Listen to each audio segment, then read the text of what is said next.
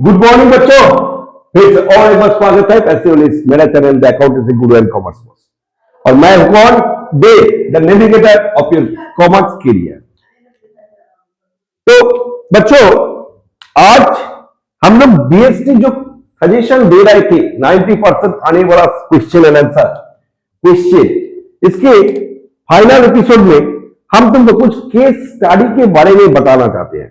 कुछ case study के बारे में बताना चाहते हैं कि केस स्टडी को कैसे सॉल्व करोगे, केस स्टडी को कैसे, उसका जो की फैक्टर है उसको कैसे इंडिकेट कर पाओगे।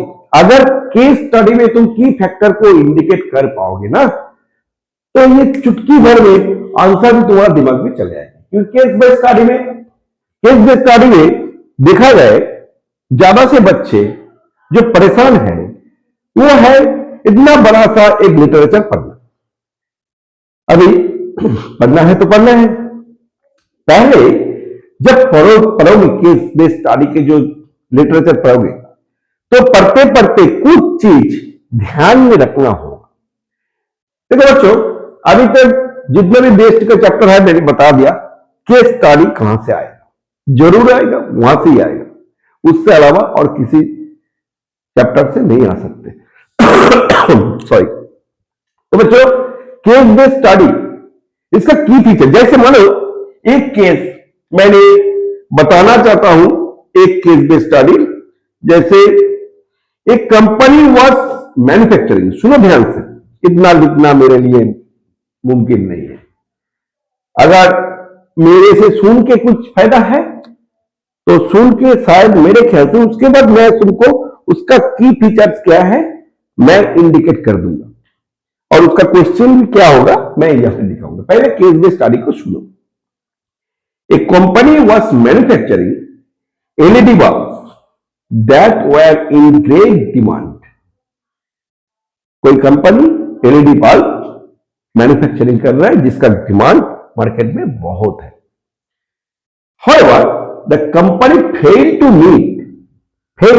meet its target of producing 300 bulbs per day due to, मतलब ये 300 मार्केट का जो डिमांड है रेगुलर, वो फेल हो रहा है रेगुलरली एंड रिपीटेडली, कि ये 300 बल्ब नहीं प्रोड्यूस कर पा रहा है।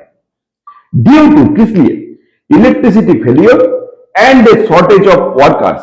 अपन analysis shortage of workers, minded की फीचर्स क्या है यहाँ पे?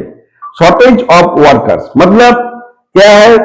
Labour problem, staffing, efficiency of staffing है पहला बात, की फीचर्स। अपॉन एनालिसिस के बाद it was found that the workers were not at fault. Workers fault में नहीं था, मतलब वर्कर्स ठीक ठाक काम कर रहे थे। The company decided to install a generator to solve the electricity problem and hire more workers to address the labour shortage. मतलब यहां पे जब एनालिसिस कर लिया कंपनी, एक चीज कंपनी ने देखा कि वर्कर के वजह से प्रोडक्शन धीमी नहीं हो रहा है। इलेक्ट्रिसिटी मेन रीजन है, इसके लिए एक जनरेटर बिठाना पड़ेगा। तो चलो ये तो ठीक है। Now more workers to address the labour shortage, the company decided to install a generator to solve the electricity problem and hire more workers to address the labour shortage. जहां पर लेबर शॉर्टेज हो रहा है। Now what steps should be taken by the company to fulfil its target related to the staffing function. Staffing मैंने पहले ही बता दिया था। क्वेश्चन यहां पे तैयार होता है, what step should be taken. Question 1, what step should be taken by company, what step should be taken by company to fulfill its target, to fulfill its target and related to the stopping function, related to the stopping function, related to the stopping function. तो पहले जब की word तुमको मिल जाएंगे उसका बारे में वो चैप्टर को याद करना। स्टाफिंग में स्टाफिंग प्रोसेस, स्टाफिंग का एफिशिएंसी, ये सब दिमाग में रखना पड़ेगा। अभी क्वेश्चन 2 यहां पे बोल रहा है, और एक क्वेश्चन यहां पे दे रहा है कि state the benefits of this action, state the benefits of these actions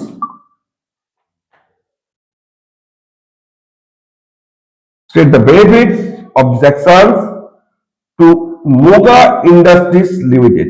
ये इंडस्ट्रीज का नाम है sorry Moga industries limited.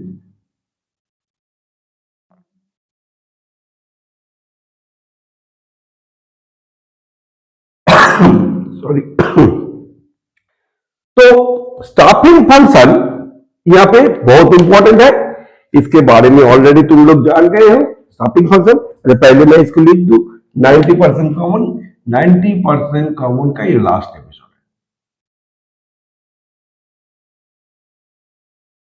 Final episode. ठीक है, तो इसमें जो बताया गया स्टाफिंग फंक्शंस क्या है। स्टाफिंग फंक्शन स्टेप पहले तो है कहीं भी चीज में प्लानिंग चाहिए, ये तुम भी जानते हो, सब कोई जानता है। अगर तुम घर से स्कूल जा रहे हो उसमें भी तुमको प्लानिंग करना पड़ता है कि आज स्कूल कैसे जाएंगे, आज स्कूल साइकिल से जाएंगे या पैदल जाएंगे या टोटो से जाएंगे या ऑटो से जाएंगे या बस से जाएंगे, बहुत सारे तरीका है कौन सब चीज में जाएंगे, ये प्लानिंग। अभी प्लानिंग कैसे बनता है, तुम्हारा एफिशिएंसी के हिसाब से, एफिशिएंसी और इफेक्टिवनेस। अगर तुम्हारे पास टाइम ज्यादा है तो पैदल चले जा सकते हो, ज्यादा दूर नहीं हुआ तो। अगर तुम्हारे पास टाइम कम है तो साइकिल लेकर जा सकते हो, या तुम्हारे घर में कोई है बुजुर्ग जो तुमको बाइक पे छोड़ के आ सकते हैं। ये जो प्लानिंग तुम कर रहे हो, इस प्लानिंग हर एक जगह पे तुमको जरूरत है, इसलिए मैंने बताया कि प्लानिंग करना चैप्टर को बहुत बहुत गहरी सोच से प्लानिंग को देखना। नेक्स्ट है वर्कफोर्स प्लानिंग के बाद तुम वहां पे रिक्रूटमेंट करोगे, रिक्रूटमेंट एंड सिलेक्शन। जो तुम हायरिंग करोगे ना, रिक्रूटमेंट करोगे, सिलेक्शन करोगे, कौन सा स्टाफ तुमको चाहिए, कौन सा जगह पे, क्योंकि स्टाफ का एफिशिएंसी को डिपेंड करता है। स्किल्ड अनस्किल्ड दोनों टाइप का स्टाफ रहता है, लेवल रहता है। अभी तुम्हारा जरूरत जो है वही तुम सिलेक्शन करोगे। उसके बाद प्लेसमेंट एंड ओरिएंटेशन, ये एक इंपॉर्टेंट पार्ट है। प्लेसमेंट करने के बाद ओरिएंटेशन, कि स्टाफ को क्या मिलेगा यहाँ पे नौकरी करके, ये बहुत इंपॉर्टेंट पार्ट है, बहुत इंपॉर्टेंट पार्ट है। क्योंकि स्टाफ भी तो मोटिवेट होना चाहिए, अगर मोटिवेट नहीं हुआ तो क्यों तुम्हारे लिए अपना 100% देंगे। उसके बाद ट्रेनिंग करना है तो ट्रेनिंग में भेजो, डेवलपमेंट करना है तो उसके लिए देखो, दैट्स ऑल। ये 4 प्रोसेस अप्लाई कर लिया, करके स्टाफिंग कर दिया और जनरेटर को बिठा दिया, पहले बता दिया। इसमें बेनिफिट क्या होगा मोगा इंडस्ट्रीज, ये तो अकाउंट्स का चैप्टर में चले गए। बेनिफिट तुम बहुत सारे बता सकते हो। इंक्रीज प्रोडक्टिविटी, प्रोडक्टिविटी बढ़ जाएगा, प्रोडक्शन ज्यादा आएंगे तो मार्केट में तुम ज्यादा दे सकते हो, मार्केट में डिमांड है, और डिमांड नहीं है तो बाहर भी तुम फैला सकते हो, एक्सपोर्ट भी कर सकते हो, फॉरेन करेंसी अर्न कर सकते हो, देश के मॉडर्नाइजेशन में तुम भी बड़ा हाथ बढ़ा सकते हो। प्रोडक्टिविटी बढ़ जाएंगे, क्वालिटी भी इंप्रूव होगा, बहुत सारी चीज, अर्निंग भी तुमको, अर्निंग भी, प्रॉफिट भी तुम्हें ज्यादा आएंगे।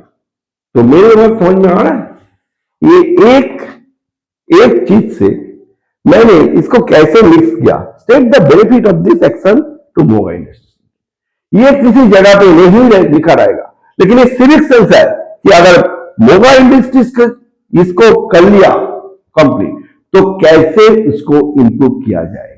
बहुत इंपॉर्टेंट है, बहुत इजी है। अगर तुम्हारे पास सिविक सेंस ज्यादा है तो तुम प्रोडक्टिविटी बढ़ जाएंगे। सभी जगह पे तुम देखना क्यों तुम प्लानिंग करते हो, क्योंकि प्लानिंग करने के बाद तुम कोई काम में जाओगे, मतलब ऑब्जेक्टिव होना चाहिए, ठीक है ना। प्लानिंग करने के बाद तुमको सिलेक्शन करना चाहिए, सिलेक्शन स्टाफिंग ये सब जरूरी है। उसके बाद स्टाफिंग में, स्टाफिंग के अंदर हायरिंग प्रोसेस उसके बाद हायरिंग प्रोसेस के बाद ट्रेनिंग डेवलपमेंट के लिए भेजना, उसके बाद ओरिएंटेशन करना, ये सब बहुत इंपॉर्टेंट पार्ट है। इसके बाद पहले ऑर्गेनाइजेशन हो गया, प्लानिंग, ऑर्गेनाइजेशन, स्टाफिंग, उसके बाद उसको कंट्रोल कर डायरेक्शन करना। मतलब तुम जब तक डायरेक्शन नहीं दोगे तो अपने जगह पे खड़ा रहेंगे। तो ये सब चीज, ये जो प्लानिंग से स्टार्ट करके, planning, organising, staffing, controlling, directing and controlling, ये पांच बहुत, ये 5 फिंगर बहुत इंपॉर्टेंट इन द मैनेजमेंट। अगर ये ठीक करके पढ़ो, इसके अंदर तीनों जगह से केस बेस्ड स्टडी तो आएगा ही आएगा, स्टेप जरूर इन्वॉल्व होगा। और इसके लिए बहुत इंपॉर्टेंट फैक्टर है बच्चों, अगर कुछ चाहिए मुझसे, कोई क्वेश्चन के बारे में, जीएसटी का कोई इंपॉर्टेंट क्वेश्चन अगर तुम्हारे पास है जो सॉल्व नहीं कर पा रहे हो, या आजकल तो हो गया गूगल बाबा, गूगल दादू, लेकिन वो भी सॉल्व नहीं कर पा रहा है तो बच्चों भेजो, हम कर देंगे। इत्मीनान से सो जाओ। आगे अकाउंटेंसी आ रहा है, शायद मेरे ख्याल से मैं कुछ दिन अकाउंटेंसी के ऊपर लेक्चर दूंगा। पार्टनरशिप, बहुत जगह है पार्टनरशिप का। उसके बाद company, issue of share, issue of debenture, statement of accounts, उसके बाद financial statement of financial analysis, वो भी बहुत इंपॉर्टेंट है। तो चलो बच्चों, फॉलो करते रहो और शेयर भी करो। कभी कभी शेयर करने से बहुत अच्छा मिठास रह जाता है। और कुछ चाहिए तो मुझे कमेंट करो, मैं जरूर तुमको हेल्प करूंगा, वीडियो बना के भेज दूंगा। बाय।